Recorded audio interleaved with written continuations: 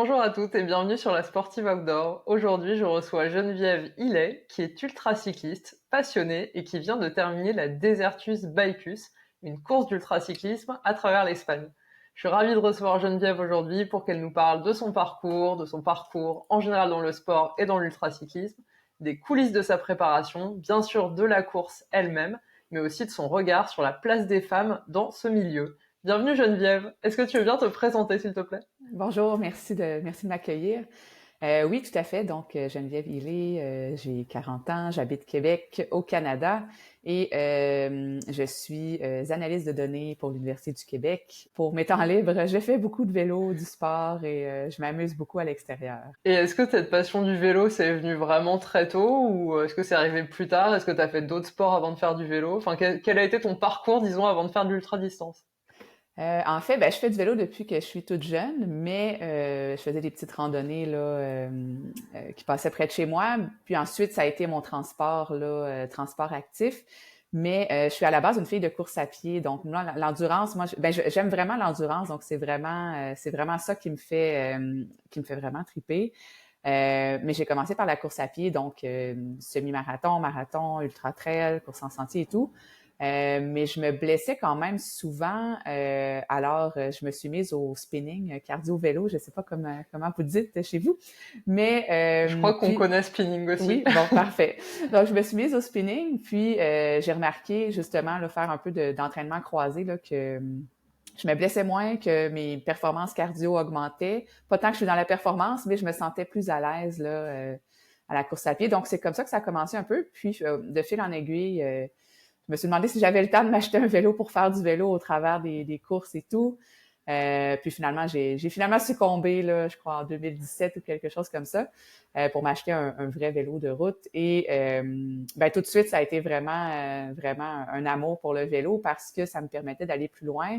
Puis ça me permettait d'aller chercher aussi cet aspect d'endurance-là que j'allais chercher avec la course à pied, mais en plus, pouvoir explorer plus de territoires.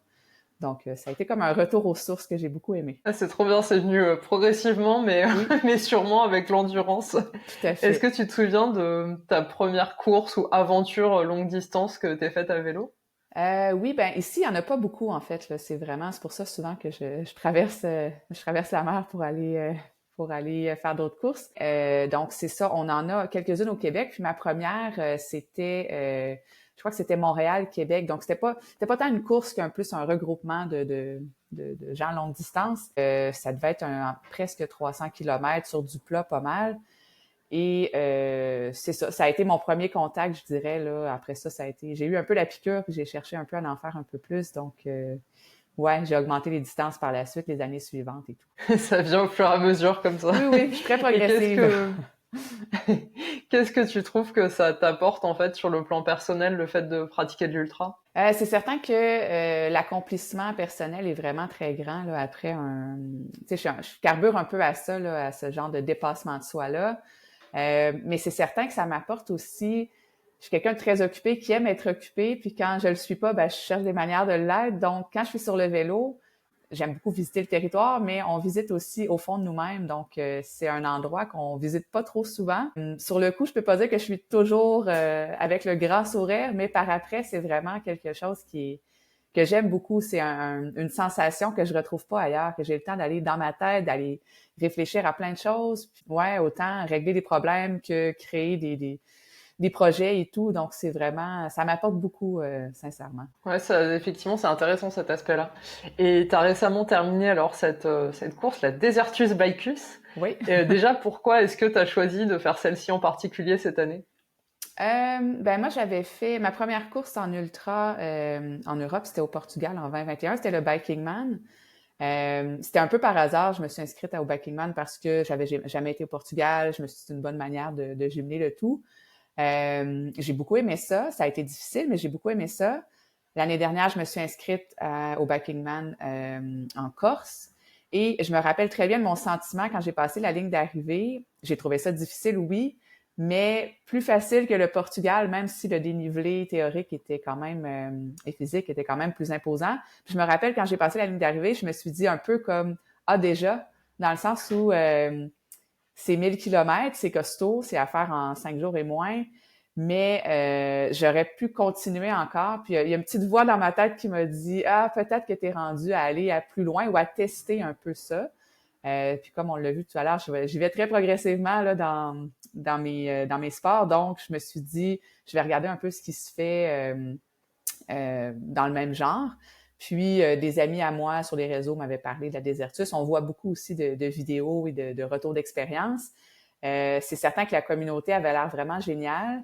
Puis, c'était un 1400 km. Donc, déjà, on va chercher un petit peu plus. Puis, c'est nous qui faisons notre propre itinéraire. Donc là, c'est vraiment différent de la série Biking Man qui te fournit une trace. Ça, j'avais envie de l'expérimenter parce que c'est particulier quand tu sais que tu as des gens derrière toi, devant toi, c'est une chose, mais là, si tu parles avec quelqu'un puis finalement les itinéraires se divisent, c'est quelque chose que je voulais expérimenter pour voir comment j'allais réagir là-dedans.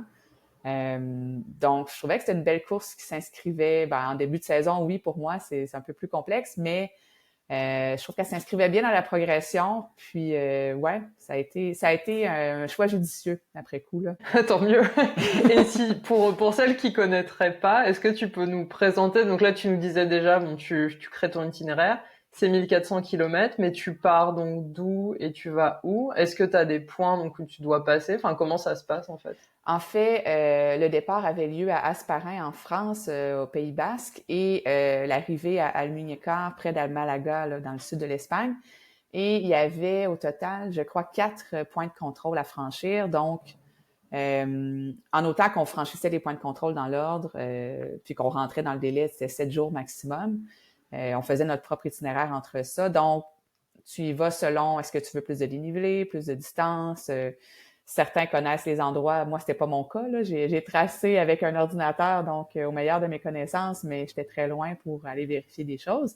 Donc, c'est ça. Tant que tu traverses les points de contrôle dans l'ordre, puis c'est 1400 km, donc nécessairement, ça peut varier un peu, là. Moi, ça m'a donné 1450 environ, 16 000 mètres de dénivelé, je crois. Et, ça m'a pris 5 jours, 20 heures, c'est ça. Donc, ça laisse libre cours. Tu veux dormir dehors, tu veux faire ça plus vite, c'est vraiment... c'est quand même assez libre, là. Puis t'es en autonomie complète, mais tu peux te regrouper, tu peux t'aider, là. C'est vraiment, ça fait partie de la stratégie de l'organisation, là, vraiment côté communauté, là, de permettre tout ça, là. Ok, ouais, non, c'est excellent. Et comment t'as fait pour tracer ton itinéraire? Parce que j'imagine que c'est pas évident, t'es devant l'ordi et tu dis bon bah allez. Ouais, ben je connais très bien les outils de traçage et tout. Moi, je les utilise pour chez moi, mais c'est certain que je connais pas la nomenclature européenne des routes, donc je suis allée rouler quelques fois en Europe, mais c'est peut-être pas suffisant là pour dire est-ce que moi la nationale, je sais ce que ça signifie en termes de trafic, de fluidité de véhicule et tout. Je pouvais seulement me fier aux chiffres théoriques, donc dénivelé, distance. J'ai essayé d'autres applications pour voir si il y avait des grosses différences, puis pourquoi. Donc, j'ai comparé, j'ai regardé, il y a des cartes de chaleur là, pour voir si les gens passent souvent. Donc ça aide beaucoup. J'ai regardé sur Strava les segments, si les gens étaient passés récemment. Google, c'est certain que tu regardes les caméras, tu regardes l'état de la chaussée. Ça a été un long processus. Puis c'est certain que je connais pas non plus les modes de ravitaillement. Donc, j'ai aussi identifié beaucoup là, de points de points d'intérêt pour me ravitailler, pour l'eau, pour la nourriture, pour dormir. Donc, ça a été un gros travail en amont, mais moi, j'avais besoin de ça pour me sécuriser. Donc, si c'était à refaire, je referais exactement la même chose de ce côté-là. Je pense que ça a bien été pour ça. C'est certain que quand tu arrives sur place, tu constates des choses. Donc, c'est ça. On apprend tout le temps, là, mais ça a bien été globalement pour ça. Et t'avais prévu du coup les endroits où t'allais dormir? Toi, tu faisais comment? Tu dormais enfin, En fait, dans le fossé ou à l'hôtel ou sous une tente ou... Je sais qu'il y a 1000 options en général. oui, c'est ça. Tu sais, c'est vraiment libre. En fait, moi, j'ai traîné tout le stock pour dormir, donc le bivy, le sac de couchage, le matelas. Je voulais aussi me mettre à l'épreuve pour ça, parce que je me disais c'est un peu plus long, ça sera peut-être pas évident. Normalement, sur les Biking Man, je prévoyais d'avance là, mes arrêts parce que comme c'est la trace fournie. Sauf que là, je voyais que c'était un peu plus long. Peut-être que c'était pas une bonne idée là, de me commettre là, aussitôt puis de réserver mes hébergements. Donc, j'ai traîné tout le stock en me disant ce sera une option, puis je verrai selon la météo aussi. Mais c'est ça, plus la date approchait, plus la météo se dégradait. Donc, j'ai retrouvé un peu mon climat québécois dans les 2 premières journées. Je m'attendais pas à avoir plus froid en vélo en Espagne que chez moi, mais ce fut bel et bien le cas. Donc, pour les 2 premières nuits, j'avais réservé d'avance là, parce que je me disais, ça n'a pas de sens, là. Il fait sous zéro. Dormir dehors, c'est m'hypothéquer, là. Donc, ça, c'était certain. Puis le départ est à minuit, c'est la particularité. Donc, moi, de toute façon, froid ou pas la première nuit, j'avais jugé que c'était mieux là, de me poser, de dormir pour ne serait-ce que recharger tous mes appareils. Dans le cas de la pluie, comme ça a été le cas justement, de faire sécher mes vêtements. Puis ensuite, ben c'est ça. J'avais identifié quelques points d'intérêt, mettons les villages les plus proches, donc avec soit des abris, soit des hôtels. Puis à la base, ben c'est ça. Je m'étais dit, je vais dormir dehors quand il fera plus chaud. Finalement, j'ai pris un peu peur. Là. Je suis pas très à l'aise, donc finalement, j'ai tout fait en hébergement. Et peut-être si je m'étais jumelée avec des gens, j'aurais eu moins peur. Mais là, toute seule, non, j'ai pris peur. Puis en même temps, ça permet de bien récupérer. Fait que j'ai eu un 4 heures de sommeil là, à chaque nuit, sauf la première nuit où j'ai fait un 7 heures. Bien me repartir là, après le départ à minuit. Donc, c'est ça. Chacun sa stratégie, mais celle-là, ça a été la mienne cette fois-ci. Ouais, c'est ça, ça a comme aussi un intérêt, quoi, de dormir dans un endroit confortable où tu récupères Oui, vraiment. prendre une douche, là, ça fait du bien. Ça doit être trop bien.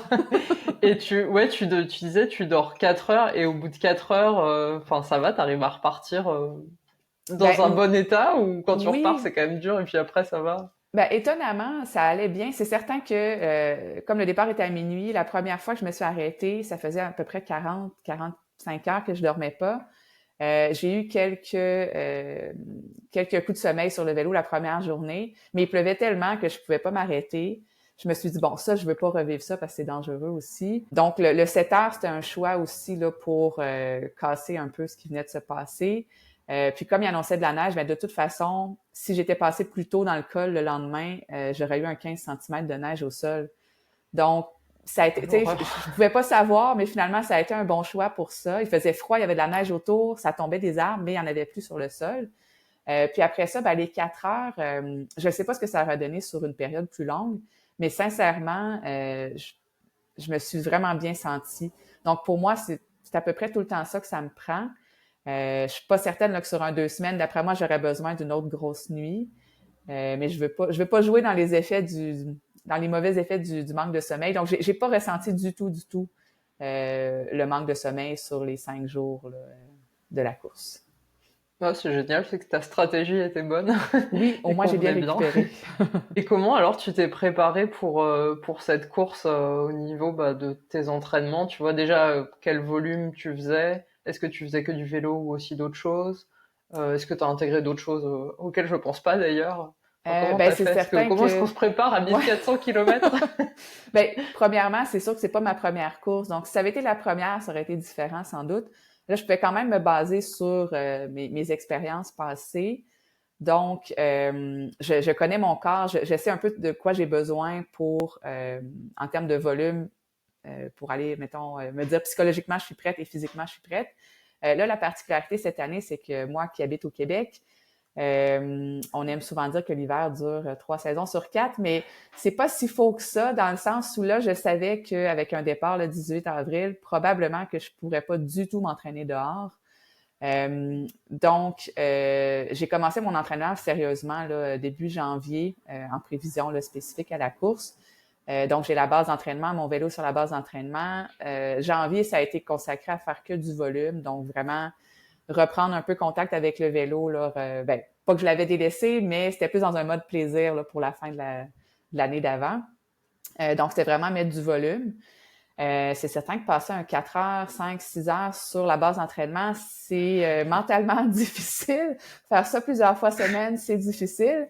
Mais je pouvais pas non plus aller cocher la case 300 km, c'est fait, je suis prête. Donc, fallait que je me trouve une autre manière. Donc, c'est ça. Janvier, volume. Février, j'ai augmenté un peu le dénivelé. Je faisais quelques séances d'intervalle au travers. Mars, j'ai augmenté encore plus le dénivelé. Un peu le volume aussi. Donc, mon idée, c'était d'arriver à la ligne de départ avec un 3000 km là, entre janvier et le début de la course. Finalement, je suis arrivée avec 4000. Donc, mon plan a bien fonctionné. C'est sûr que c'est un 4000 intérieur. Je donne des cours de spinning là, entre-temps aussi durant la semaine. Donc, c'est pas tant spécifique, mais c'est un maintien de l'activité. Je fais beaucoup de ski de fond, comme il faut profiter de notre neige aussi. Le côté entraînement croisé, ça a été ça. Mais ça a été majoritairement là, sur la base d'entraînement. Donc, c'est certain que quand je suis arrivée en Espagne, j'étais contente de rouler dehors. Un peu déçue de revoir de la neige, quoique c'était quand même féerique là, de voir ça là-bas. Mais c'est ça. J'ai fait aussi beaucoup de yoga et de séances là, de musculation au haut du corps parce que la base d'entraînement, c'est bien, mais le haut du corps ne travaille pas beaucoup. Donc, je craignais qu'en arrivant dehors comme ça directement avec des longues distances, que j'ai des problèmes au cou, dans le dos. Mais ça a bien été, là, j'ai pas eu plus de douleur là, que les autres fois. Donc, sans dire que c'était le meilleur plan, je pense que c'était le plan bien optimisé pour les conditions que j'avais ici au Québec. Donc, on fait avec ce qu'on a, mais je pense que j'ai bien fait cette année, là. Ah ouais, t'as géré, mais même, enfin, ça te prépare mentalement à un truc quand même Oh ultra dur oui. parce que passer 5 heures sur son home trainer, je t'avoue que j'imagine même pas comment tu Ah, peux faire ça. c'était long. J'ai vu tous C'est les long, quoi. films, toutes les séries télé. Oui. J'ai puisé loin. Ça travaille autre chose, mais ça a été payant quand même, très honnêtement, là. C'est sûr. Et est-ce que tu as mis en place d'autres choses pour justement travailler ce mental ou est-ce que maintenant, bon, bah, tu as de l'expérience et du coup, tu sais vraiment quoi faire? Ben, c'est ça. C'est certain que travailler le mental sur des sorties extérieures, c'est ce que je préfère, puis c'est ce que je pense qui est le plus payant dans ce cadre-ci. Par contre, là, je pouvais pas le faire. Donc, mentalement, j'ai fait, tu sais, je pense que juste de passer 5-6 heures sur la base, déjà, tu vas chercher dans ta tête, tu travailles tout le temps, qu'est-ce que je fais là, puis pourquoi je suis là, puis c'est long. Donc, se pratiquer à changer le focus, tu sais, c'est un peu ça, en fait, c'est de tromper son esprit pour lui dire que finalement, il te reste seulement une demi-heure, même s'il te reste 5 heures. Puis sur le vélo, c'est un peu ça. Quand tu souffles, tu dis, ben, on y va au jour le jour, on y va au kilomètre à la fois, puis c'est un peu ça. Donc, cette capacité-là, je l'ai travaillée quand même, mais différemment. Puis je pense que sincèrement, ça apporte quand même beaucoup aussi, là. Ah ouais, c'est clair, hein. Impressionnant. Et est-ce qu'il y avait des choses qui te faisaient, disons, un peu peur, tu vois, avant la course ou bah, des choses peut-être du fait d'allonger la distance ou autre chose, du fait du lieu, etc., qui te faisaient un peu peur ou des défis que t'anticipais en fait, en amont en tout cas? Ben, la partie, j'en ai parlé un peu tout à l'heure, mais la partie de faire notre propre trace, je craignais de souffrir de la solitude quand même parce que moi, j'aime beaucoup socialiser là, pendant ces événements-là. J'ai une capacité à être bien dans ma tête, bien seule, mais lorsque quelqu'un est proche, j'aime ça discuter un peu quand les deux sont dans la même disposition. Puis je me doutais là, qu'au départ, de voir tout le monde là, se diviser, ça serait difficile. Ça a été effectivement difficile. J'ai quand même été bien là, dans ma solitude, mais ouais, il y a ça que j'appréhendais. Sinon, ben, c'est certain que là, voyant la météo qui se dégradait, c'est certain que j'appréhendais le froid sur le vélo avec un vélo de route. Habituellement, quand il fait froid comme ça, j'ai un vélo de gravel, j'ai des pneus différents. J'appréhendais la plus longue distance, oui, mais en même temps, c'était pas non plus le double ou le triple. Donc, je pense que ça jouait, là. Ça, c'était correct. Puis c'est certain qu'à chaque fois qu'on voyage outre-mer, de transporter le vélo et tout, on craint tout le temps les bris. J'ai eu quelques soucis, justement, là. J'ai réussi à gérer avant de partir, mais ouais, c'est ça, ça rentre un peu. Mais je pense que la majeure difficulté que j'appréhendais, c'était vraiment l'itinéraire qui se divisait, là. Ça a été quand même, c'est difficile quand même mentalement, là. Et quand justement, est-ce que vraiment t'as tout le monde qui se divise et qui part complètement dans des endroits différents ou est-ce que t'arrives quand même à avoir des groupes parce qu'au final, il y a peut-être pas 10 000 routes et que tout le monde a tracé quand même plus ou moins la même chose? Ben, on finit par se recroiser. Des fois, c'est simplement de dire, ah, moi, j'ai prévu de passer par tous les petits villages. D'autres ont prévu de toutes les contourner. Juste ça, des fois, ça prend, peut-être des fois, la personne est 200 mètres devant, 200 mètres derrière, mais si tu la vois pas visuellement, tu vois pas sa petite lumière et tout. Donc, au départ, je pense que ça s'est plus divisé. Puis après le checkpoint 1 et 2, c'était plutôt une ligne droite qui descendait. Il y avait pas beaucoup là, d'options rendues là, mais c'était une longue portion là, de 600 ou 700 kilomètres. Donc, tu finis par revoir tout le temps les mêmes personnes parce qu'on roule grosso modo à la même vitesse. Les gens se regroupent là, selon ça, mais ouais, c'est ça. J'ai eu quand même des bonnes périodes où tu vois pas de vélo, là. Peut-être un peu long. Oui. Et est-ce que tu peux nous raconter alors au global comment ça s'est passé cette course pour toi avec les hauts, les bas, les trucs qui t'ont surpris? Oui, ben en fait, c'est ça. Première journée, départ à minuit. Bon, c'est ça, je n'ai parlé un peu tout à l'heure. Moi, la nuit, je suis quand même inconfortable. Donc, j'ai eu quand même un petit accès d'émotion là, avant le départ. Puis, tu crains un peu. Dans le fond, il y en a qui piquaient directement par les Pyrénées, puis d'autres comme moi qui faisaient le tour par la côte. Moi, j'avais fait ce choix-là parce que je me disais, s'il fait mauvais, j'ai pas du tout envie de passer la nuit dans les Pyrénées avec des tempêtes et tout. Finalement, ça a été quand même violent comme temps, ce qu'on m'a dit dans les montagnes. Donc, encore une fois, c'est un choix arbitraire, mais arbitraire semi, mais dans le sens, j'ai été chanceuse pour ce choix-là aussi. Nous, la pluie est arrivée plus tard là, du côté de la côte. Donc, la première nuit, finalement, c'est quand même bien déroulé, mis à part ma première crevaison. C'est très rare que je crève sur ces événements-là. Après 4 heures, pouf! Mais bon, ça fait partie du jeu. La pluie a commencé quand même tôt, le froid s'y est mis. La première journée, moi, dans le fond, tout ce que je me disais, c'est passe la première nuit, passe la première journée et la deuxième. Ensuite, la température va se réchauffer. Donc, les 2 premières journées, ça a été quand même froid. J'ai dû arrêter pour me racheter d'autres gants. Des pantalons de pluie. Donc, ça a été vraiment une très bonne décision, là, les couvre-chaussures, les gants. Parce que justement, le deuxième matin, quand je suis partie, là, je savais, là, je voyais la neige au loin dans les montagnes, je savais là, que ça allait ressembler au Québec. Donc, comme de fait, là, c'était tout blanc partout. Mais c'était quand même très beau. Sincèrement, c'était froid, mais là, avec mes gants, moi, j'avais chaud aux mains, tout allait bien. C'était un moment, c'était un genre de plateau de 1000 mètres, 1000 ou 1300 mètres d'altitude on reste là-dessus quand même longtemps, d'où les températures plus fraîches. Mais ça, c'était sincèrement magnifique. Là. J'imagine que c'est un tout autre paysage là, quand il n'y a pas de neige, mais ouais, c'était quand même particulier. C'était assez surréel de rouler avec toute la neige autour, malgré les montagnes, le soleil. Donc, c'était vraiment un beau moment, même si j'étais seule là, pendant tout ce bout-là. C'était vraiment bien, la circulation était calme. Puis ensuite de ça, donc le temps, j'ai eu de la grêle, j'ai eu du vent. Tu sais, c'était vraiment, on dirait que les circonstances se sont toutes mises là, pour nous mettre à l'épreuve dès le début. Mais heureusement, c'était ça et non l'inverse. Là. Puis jour 2 et 3, ça a commencé à se réchauffer quand même. J'ai pu enlever enfin des couches là, parce qu'au départ, je roulais vraiment avec tout, avec le capuchon, C'était assez particulier, là. Puis, c'est ça, c'était pas très dénivelé. Moi, j'avais pas misé sur du gros dénivelé comme j'étais quand même assez lourde là, avec mon chargement. Les 2-3 premières journées se sont quand même déroulées là, très bien. J'ai pas En fait, c'est dur. On se rappelle du début, on se rappelle de la fin, puis le reste, c'est dur des fois de faire la chronologie. Donc, je me fie un peu à la météo. Je me rappelle très bien, le soleil commençait à sortir, la température montait.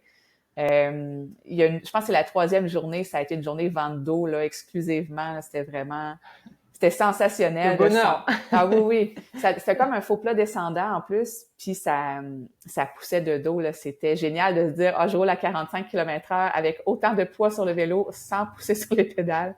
C'était jouissif. Puis tranquillement, les paysages désertiques sont arrivés. C'est un peu ça, en fait, que j'imaginais. Moi, j'avais hâte de rouler avec les espèces de buttes, les dunes de sable à l'arrière et tout. Donc là, ça a commencé. C'était assez dépaysant. C'est certain que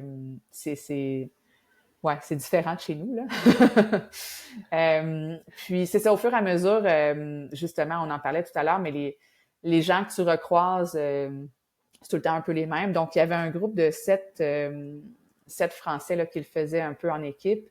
Puis ça a donné comme ça, mais finalement, on a découpé notre trace exactement pareil, même si on refaisait des ajustements de jour en jour. Donc, chaque soirée, je savais que le petit groupe était pas trop loin. Ça, c'est quand même bien là, de retrouver les mêmes visages, puis de au moins juste échanger comment ça va aujourd'hui, puis de partager un peu notre, je veux dire souffrance, même si c'est pas négatif. Là, on va tous chercher ça, mais nécessairement, c'est certain il y a quelques parties du corps qui souffrent un peu plus. Puis c'est ça, jour 3 et 4, même chose. Là, c'est sûr que là, je commençais à me dire, bon, j'ai franchi la moitié à peu près de ma distance. Logiquement, ça fait du bien. On dirait qu'on a un petit regain, mais c'est aussi souvent la troisième journée, c'est un peu la journée la plus difficile parce que, je sais pas, c'est comme si les jambes commencent à être moins fraîches. Mentalement, tu te poses des questions. Est-ce qu'il en reste encore longtemps? Fait que c'est comme un peu paradoxal, là. C'est vraiment, tu veux franchir ta première moitié, mais en même temps, tu es comme pris un peu dans un espèce de cercle psychologique. Puis je croisais les participants, puis les questions, je demandais tout le temps comment ça va aujourd'hui et tout. C'était souvent ça, là. Je suis dans le dur, c'est difficile aujourd'hui. Même si le soleil sortait, c'était vraiment, ça commençait à être plus difficile. Puis c'est ça, là, jour 4, ben, tu te dis, ben finalement, tu sais, ça va y aller, là, la fin approche. J'ai pas eu de pépins mécaniques, j'ai pas eu, ça a bien été de ce côté-là, sauf que le vélo en a pris quand même, en a pris beaucoup. J'ai bourré mon dérailleur dans un chemin de boue, parce que dans le fond, c'est sûr qu'il y a des portions gravelles. Souvent, les points de contrôle, comme c'est un peu dans les déserts, tu as à peu près 5 à 10 kilomètres à faire en gravelle. Habituellement, c'était sec, mais là, comme il n'y avait plus beaucoup, c'est certain là, que, bon, faut faire preuve de débrouillardise pour ça. Puis sinon, c'est ça, jour 5, là, il faisait très, très chaud. Ça a commencé, là, j'ai brûlé, là, c'était mon petit teinte québécoise. Le premier contact avec le soleil, là, ça a été assez violent. Donc, t'as beau remettre de la crème, ça a aucun sens. Donc, c'est ça, il y a eu la journée 5, si je me trompe pas, ouais, c'est ça, c'était vraiment, on approchait justement de la mer. Tu vois le climat changer, tu vois la végétation changer. C'est plus désertique, mais en même temps, tu as plus de végétation. Il y avait une descente avec de l'eau turquoise, c'était vraiment magnifique. La dernière descente, en fait, on passait de 1300 mètres d'altitude à zéro en environ 30 kilomètres. Mes oreilles crépitaient, là. C'était vraiment la pression qui descendait. Puis, c'était dans une espèce de parc, là. Sincèrement, c'était un des plus beaux paysages que j'ai vus là, dans la course. J'étais au coucher du soleil, c'était magnifique. Puis j'ai terminé, il était 20 heures environ, donc comme la clarté dure jusqu'à 21h30, là, c'était comme le moment idéal. Tu arrives, tu as un bar sur la plage, tout le monde est là pour t'accueillir. Tu peux souper, prendre de la bière, tout ça, c'est vraiment... Ouais, c'est assez féerique comme fin, là. Ouais, c'était vraiment... Globalement, c'est ça. C'est là, les souvenirs commencent à revenir, ça fait quand même pas longtemps. Mais il faudrait que je mette sur papier pour faire une vraie chronologie qui fait plus de sens. Mais en gros, début il faisait froid, la fin faisait chaud. Entre ça, ça a été quand même des hauts, des bas, mais globalement, ça a très bien été. Ça. C'est bien aussi d'avoir les souvenirs qui viennent comme ça. Je trouve que ça donne une autre perspective. Et est-ce que tu as eu donc à part l'arrivée peut-être, où forcément c'était un peu féerique, mais est-ce que tu as eu un moment, je sais pas, vraiment particulièrement marquant, pour une raison ou une autre d'ailleurs? Euh, Ben, je n'ai parlé, mais la neige, je m'attendais pas du tout, sincèrement. Moi, je me suis dit, j'ai une course en Espagne en avril, je vais avoir chaud, ça va casser un peu notre température d'ici. Donc, autant c'était froid, mais c'était tellement beau de voir ça, tout calme, tout dans la solitude. C'était vraiment, vraiment magnifique. Puis ben c'est sûr que tous les moments où j'ai partagé avec les compagnons, ça a été vraiment des beaux moments. Puis c'est souvent des fous rires, j'ai roulé la deuxième nuit, j'ai roulé quand même un bon moment à la noirceur. Puis là, je me cherchais des amis. Là. Je roulais, puis dès que je voyais une petite lumière, là, je me dépêchais, j'allais. Puis on discutait un peu. Puis la nuit, on dirait que ça prend une toute autre tournure. Donc les gens sont peut-être moins. Ben, c'était pas l'aspect performance du tout là, sur cette course-là que j'ai ressenti, mais les gens la nuit sont peut-être plus enclins à partager puis à discuter. On voit pas trop le paysage et tout. Donc j'ai eu des très belles discussions, des belles rencontres. La deuxième nuit, ça a été, même si c'est un moment que j'appréhende puis qui me fait peur, finalement ça s'est très bien passé là, la deuxième nuit. Donc ouais, toutes ces rencontres-là, je pense que ça c'est vraiment ce qui crée un peu ce qui fait qu'on retourne aussi là dans ce genre d'aventure-là. Donc ouais, je mettrais globalement les rencontres. Ah ouais, je comprends, ça doit être des super moments. Oui. Et comment est-ce que t'as fait pour t'alimenter? Est-ce que tu t'arrêtais, enfin t'avais repéré déjà des lieux, des villages, Est-ce que tu t'arrêtais régulièrement? Qu'est-ce que tu mangeais? Enfin, comment tu faisais? On mange n'importe quoi. Je suis quelqu'un qui n'a pas de difficulté à s'alimenter là, dans ce genre d'événement-là.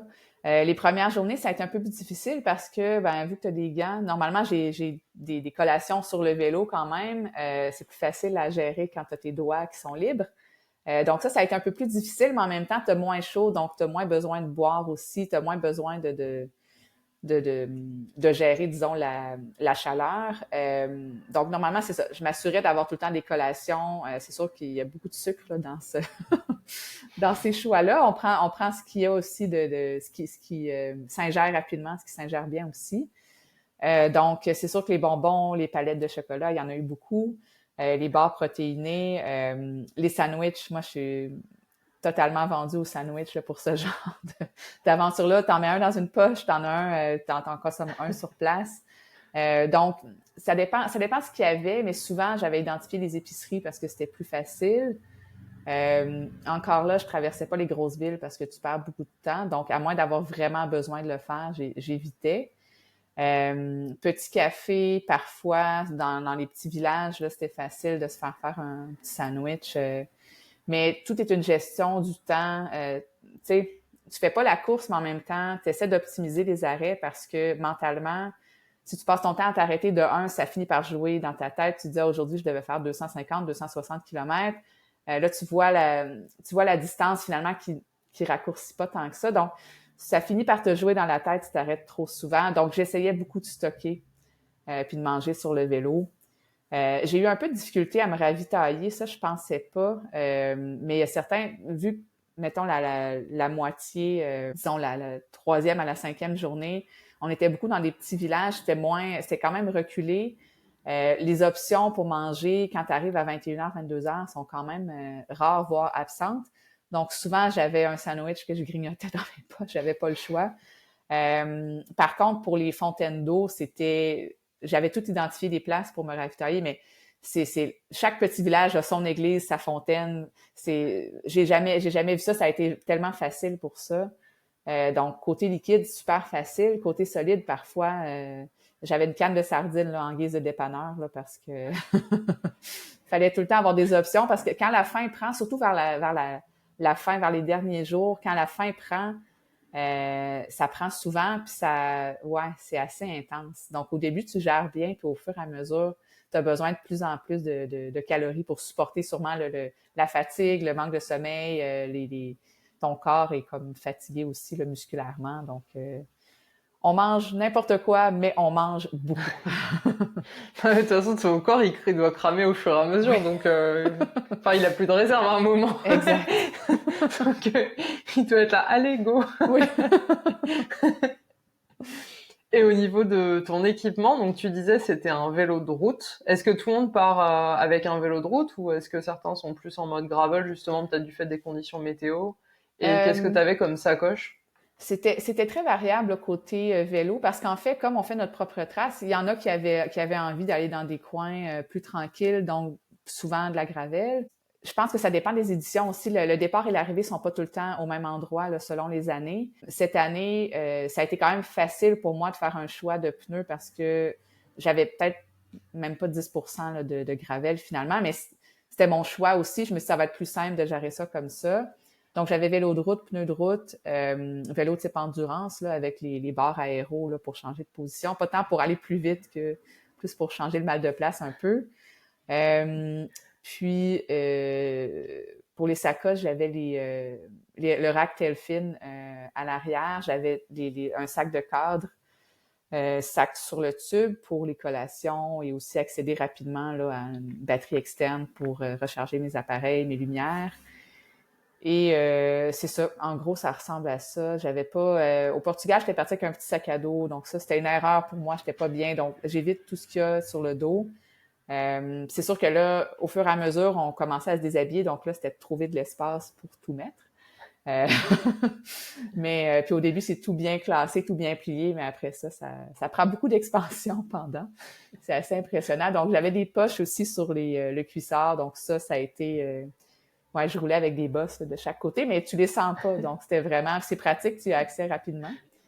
Donc, ouais, c'était vraiment plus type route pour moi, route endurance, mais il y avait vraiment de tout, le temps de type de vélo, là, carbone, acier, alu. C'est vraiment, je pense que, ouais, il y avait même, il y avait des gens avec des vélos cargo. Il y a quelqu'un qui l'a Ah fait ouais. en vélo pliant en Brompton. C'est un tout autre défi. Mais c'est ce que justement le délai permet, là, je pense, ouais, d'y aller comme on le sent, puis comme on a envie, puis selon nos préférences personnelles, en fait, là. Ça qui est génial, c'est que du coup, chacun fait vraiment ses propres choix en fonction de Exact. tous les critères. Enfin, Ouais. ça doit être excellent aussi de voir la variété comme ça. Oui. Enfin, si tu Oui, croises un oui, oui. Brompton, c'est quand même rigolo, Oui. Tu t'attends pas à ça. clairement. Et la Desertus Bicus, elle a mis en place des actions pour encourager justement les femmes à participer. Est-ce que tu peux nous parler de ça? Oui, en fait, ça faisait partie aussi de mes motivations à participer à cette course-là. On est toujours entre 5 et 10% les femmes sur les courses d'ultra. Il y avait une partie de moi qui voulait aller voir pourquoi c'était vraiment aussi élevé dans cette course-là. C'est certain que l'organisation y est pour beaucoup. Ils ont mis beaucoup de l'avant les femmes en amont. Donc, je pense qu'il y avait des séances de 200 km qui se faisaient peut-être mi-mars pour un peu regrouper les gens, puis ça cadrait aussi dans la progression de l'entraînement. Ça, c'était un peu partout en France. Puis chaque sortie avait été créée par une femme, dans le fond. Fait que c'était vraiment... euh, c'est- ouais, il y a beaucoup de choses, dans le fond, qui ont été mises en place, mais c'était beaucoup de mettre les femmes de l'avant, mais en amont. Donc, quand tu t'inscris à une course puis que tu vois que, bon, il y a beaucoup de témoignages d'anciennes participantes, que les femmes, moi, en fait, c'est ça, c'est que je regardais la liste des participantes, puis il y a des gens que je voyais qui revenaient tout le temps. Donc, j'ai été posé des questions, tu sais, pourquoi 3 fois, pourquoi? Puis le commentaire, c'était tout le temps, vas-y les yeux fermés, c'est très libre comme participation, donc tu te sens comme, c'est très inclusif, très libre, tu te sens la bienvenue. Euh, Puis côté inscription, je suis pas au courant de tout ce qui s'est passé, mais je suis pas mal certaine que toute femme qui s'inscrivait avait sa place pour rentrer, là. Donc ça c'est rare qu'on voit ça là que l'organisation prend position aussi directement que ça. Et honnêtement, bravo, c'est vraiment je pense qu'on frôlait les 40% là, cette année. C'est énorme. Vraiment, enfin, ça fait du bien. Ouais, c'était plaisant de voir ça. Ouais, c'était vraiment, tu sais, je me rappelle mes premières courses, je pense qu'on était 4 femmes là, sur 100, 150. C'est correct, là, je m'entends bien, j'aime ça socialiser, mais c'est quand même plaisant aussi de pouvoir, je sais pas comment dire, on parle de, je sais pas comment dire, on parle de d'autres choses. C'était plus léger, c'était vraiment bien de voir que c'était normal de voir autant de femmes que d'hommes, ou presque, là, sur cet événement-là. Donc, c'est vraiment, sincèrement, bravo, chapeau à l'organisation. C'est gros d'avoir pris la décision de permettre à autant de femmes c'est là qu'on voit que si tu donnes la place aux femmes, elles vont la prendre. Puis c'est un bel exemple de ça. Puis je pense qu'ils visent encore plus haut comme pourcentage l'année prochaine. Puis sincèrement, j'ai très confiance. Ah, je trouve ça génial aussi en fait. Enfin, qu'ils aient atteint ce résultat déjà, c'est énorme. Ouais, Et en plus, je trouve que ça montre aux autres que c'est possible parce qu'on entend quand même assez souvent, ah non, mais on essaie d'attirer les femmes, elles viennent pas, on comprend pas. Bah là, ils ont mis exactement. en place des choses concrètes et ça fonctionne. Donc, Ouais, c'est que d'autres prenez pourront exemple. prendre exemple aussi. Ouais, Non, c'est vrai que ça fait trop plaisir de voir ça, c'est quand même pas si courant. ah ouais, Et à vraiment. ton avis, toi qui as de l'expérience du coup dans ce milieu, quels sont les freins en fait qui empêchent les femmes de se lancer en général? Ben, j'avais fait un sondage l'année dernière, justement. Ce que je recevais le plus souvent comme commentaire, c'était les délais souvent. Donc, c'est sûr que j'en parlais tout à l'heure, la désertus, c'est 7 jours. Donc, tu peux pas aller faire ça sans entraînement nécessairement. Tu pourrais, là, mais je sais pas qu'est-ce que ça donnerait, mais faut que tu sois quand même entraîné, être capable de ces 200 km par jour minimum. Ça permet à ceux qui veulent faire la course de le faire en 2, 3 jours, de courser, mais ça permet aussi à celles et ceux qui veulent prendre le temps de dormir, prendre le temps de voir les choses comme moi qui arrive de l'étranger. Ben, je veux visiter en même temps, je veux voir le pays. Donc, si je passe mon temps toutes les nuits à rouler, ben, je manque beaucoup là, du coup de paysages et d'endroits fabuleux. Donc, ouais, je pense que les délais, c'est vraiment ça. C'est laisser libre choix aux gens de décider de leur vitesse et tout. Ça reste de l'ultra quand même. Ça reste un extrêmement un accomplissement vraiment, vraiment extraordinaire là, de faire ça. Donc, ouais, les délais, c'est quelque chose. Rouler la nuit, c'est quand même des craintes qui sont assez présentes selon moi. J'en fais partie.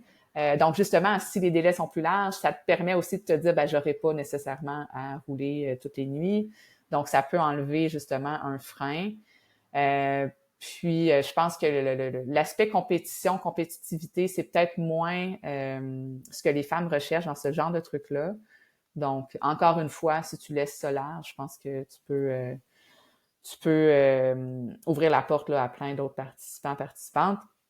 Puis, c'est ça, de voir des femmes qui l'ont fait, de mettre de l'avant des témoignages. Donc, je pense que ça aide vraiment beaucoup. Moi, ça m'a aidé beaucoup. Puis, quand tu poses une question à une femme puis qu'elle te répond sur justement comment ça a bien été, ben je pense que ça encourage justement à continuer puis à s'inscrire soi-même. Là. Ouais, complètement. Bah là, tu vas y contribuer du coup avec cet épisode, c'est ça qui est chouette. J'espère bien. On apporte notre petite pierre à l'édifice. Tout à fait. Est-ce que tu as déjà des projets en tête pour la suite? Il y a d'autres endroits où tu as envie d'aller pédaler ou d'autres événements comme ça auxquels tu as envie de participer? Ben c'est sûr qu'il y en a. Il y en a une tonne, mais mettons à court terme, pour moi c'est quand même le début de la saison au Québec. Donc pour moi c'est comme si le gros événement est déjà accompli. Donc j'ai de la difficulté à me projeter sur l'année prochaine déjà. J'ai la Race Cross Québec là, qui a le 1000 km fin août ici là à Québec, ben au Québec dans le coin de Montréal. Donc ça, c'est dans le calendrier, c'est certain. Des micro-aventures, des voyages possiblement durant l'été. Puis c'est sûr que dans un avenir plus ou moins à moyen long terme, là, c'est sûr que la transcontinentale, ou du moins une course de ce genre-là, de plus grande envergure en termes de distance, là, c'est certain que ça me parle. Donc, je parlais de progression tout à l'heure. Je vais essayer d'un petit peu là, de continuer à gravir la pente tranquillement. Je ne sais pas si la prochaine étape, ce serait directement la TCR. C'est peut-être gros, mais Ça certainement fait combien de que kilomètres? cette année, ben encore une fois, c'est ça, départ-arrivée, c'est différent, mais cette année, c'est entre 4000 et 5000, là, je vais dire, grosso modo. Je crois que c'est Ah oui. 17 jours, mais tu sais, c'est gros, là. Fait que moi, ce que j'ai fait là, je me dis, est-ce que, ben là, c'est certain qu'il faudrait que je roule plus de nuit, sans doute, pour rentrer dans les délais. Puis là, tu te poses la question, bon, c'est beau, j'ai fait 5 jours, 1400, il y a beaucoup plus de dénivelé. Est-ce que je suis capable de faire 2 à 3 fois ça encore, tu sais? Fait j'ai envie de faire la progression puis de bien le faire justement pour pas me blesser, pour pas non plus faut que ça reste dans le plaisir là, même si des fois sur le coup on en a pas, on en a plus par après, mais il faut que ça reste quand même dans l'ordre de je veux pas me tanner du vélo non plus, donc il faut que ça reste quelque chose de positif puis justement de pouvoir voir du pays. Je trouve que c'est tellement un beau véhicule de voyage justement, donc ouais, c'est sûr que il y aura beaucoup de voyages de vélo à venir, c'est certain. Mais c'est ça. Pour En plus, cette ça, année, tu là. vas pouvoir commencer à t'entraîner à l'extérieur, C'est ça, mais nous, ça sans commence. neige. C'est fou, mais ça commence. Là. J'ai fait un de mes premiers 100 km hier. Là. Ouais, ça commence Tu doucement. peux Là. voir la lumière du jour. Exactement. Et pour terminer, Geneviève, est-ce que tu as un message que tu aimerais transmettre aux auditrices de la Sportive Outdoor? Oui, ben certainement. Si l'ultracyclisme vous intéresse, le plus difficile, c'est tout le temps de s'inscrire. Je sais que ça a l'air cliché, mais c'est tellement ça. C'est de s'inscrire, puis après ça, on trouve les solutions pour y parvenir. Donc, ouais, je dirais de franchir ce petit moment-là, de s'inscrire à un événement. Euh, Puis c'est certain que on parle des fois des effets un peu nuisibles des réseaux sociaux, mais s'il y en a un qui est très positif, c'est de pouvoir rapprocher la communauté. Donc, de se servir de ces réseaux-là justement pour communiquer avec des femmes qui ont déjà participé dans l'ultra. Ce sont vos plus grandes alliées. Moi, je l'ai fait beaucoup, puis habituellement, la réponse est tout le temps positive. J'ai eu beaucoup d'aide, j'ai eu beaucoup de conseils, justement, pour planifier mon truc en Espagne. J'avais des gens en Espagne qui m'ont quand même donné des conseils sur la route à faire et tout. Donc, servez-vous de ça, de la communauté, parce qu'elle existe réellement, puis avec les réseaux, c'est vraiment une manière vraiment accélérée là, d'y avoir accès, donc faut en profiter. C'est vrai. Bah, super message pour terminer. Merci beaucoup. Et bah, Merci. écoute, on va continuer à suivre tes aventures. Tu as un compte Instagram, il me Oui, semble. oui, exact. Ce qui, je mettrai du coup le lien dans la description de l'épisode. Oui, Et c'est on va l'endroit le voir où plus tout ça te facile. mène. Oui, certainement. Merci beaucoup. Merci beaucoup. À bientôt. Bye bye.